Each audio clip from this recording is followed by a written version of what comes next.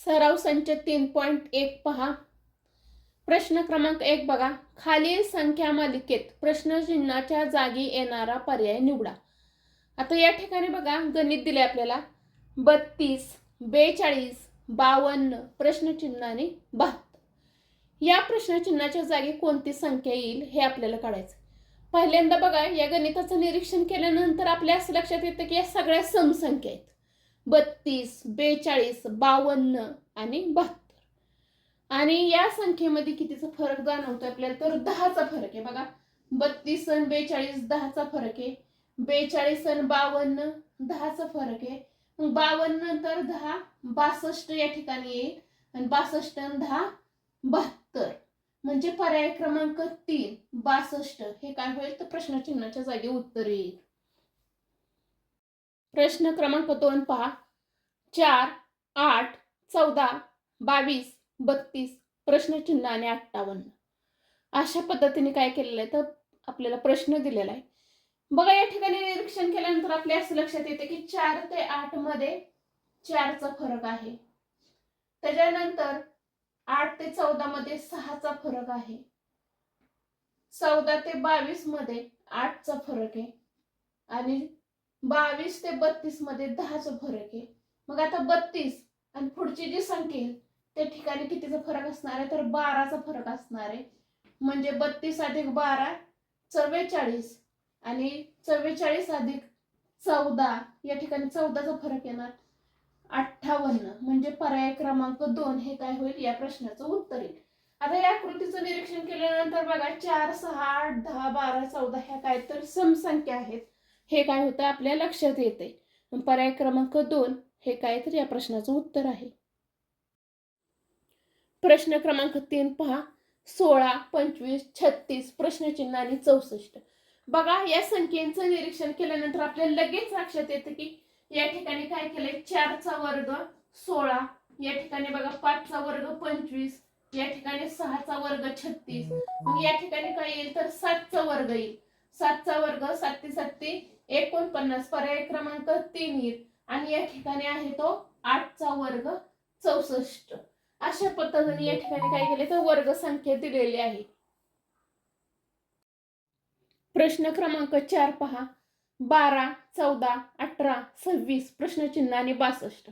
आता या ठिकाणी कशा पद्धतीने आपल्याला गणित सोडवायचंय पहा. या ठिकाणी ह्या 1चा आणि 2चा गुणाकार केलाय बघा. 1 × 2 = 2 बेक बे.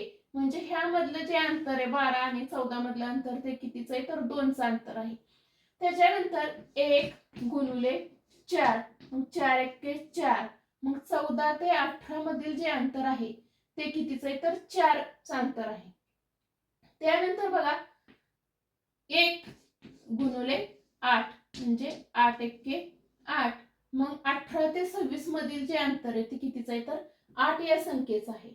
आता यानंतर 2 × 6 2 × 6 बरोबर 12.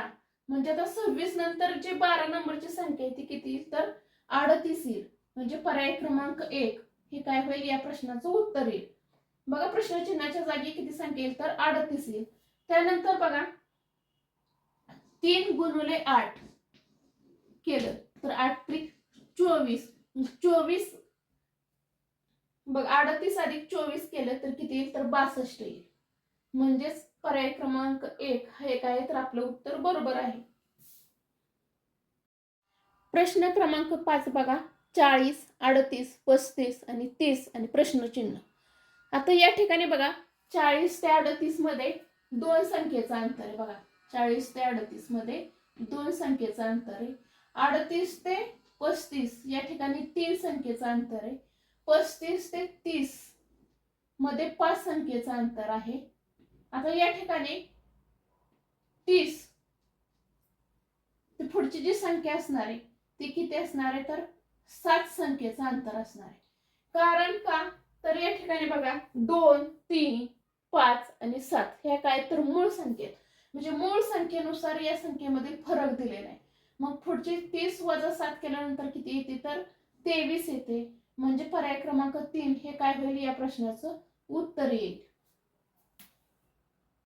प्रश्न क्रमांक 6 बघा. 8, 27 आणि 125 आणि प्रश्नचिन्ह दिले. या ठिकाणी बघा, या प्रश्नाचं निरीक्षण करून लगेच आपल्या लक्षात येते की या ठिकाणी 2चा घन 8 येतो. त्यानंतर बघा 3चा घन 27 येतो. 5चा घन 125 येतो. त्यानंतर जे येणार आहे तो 7चा घन येणार आहे. कारण का तर या सगळ्या मूळ संख्या 2, 3, 5 आणि 7 हे काय तर मूळ संख्या आहे. 7चा घन आहे 343. पर्याय क्रमांक 3 हे काय होईल, या प्रश्नाचं उत्तर येईल. प्रश्न क्रमांक 7 पहा. 10, 30, 130 आणि प्रश्नचिन्ह या ठिकाणी दिलेले. बघा हे गणित कसं सोडवता येईल आपल्याला. 2चा घन अधिक 2, 2चा घन 8 अधिक 2 बरोबर 10. त्याच्यानंतर बघायचंय 30 कशा पद्धतीने येईल, तर 3चा घन अधिक 3, 3चा घन 27 अधिक 3 बरोबर 30. त्याच्यानंतर 130. मग या ठिकाणी काय होईल, 5चा घन अधिक 5 बरोबर 5चा घन 125 अधिक 5 या ठिकाणी झाले 130. त्याच्यानंतर बघा 7चा घन अधिक 7, मग 7चा घन किती येतो, तर 343 येतो. 343 अधिक 7 म्हणजे 343 मध्ये 7 मिळाल्यानंतर येतात ते 350. म्हणजे पर्याय क्रमांक 2 हे काय होईल, या प्रश्नाचं उत्तर आहे. आता या ठिकाणी 2, 3, 5 आणि 7 ह्या ज्या संख्या दिल्यात त्या काय तर मूळ संख्याच आहेत. अशा पद्धतीने काय होईल, हा प्रश्न आपल्याला सोडवता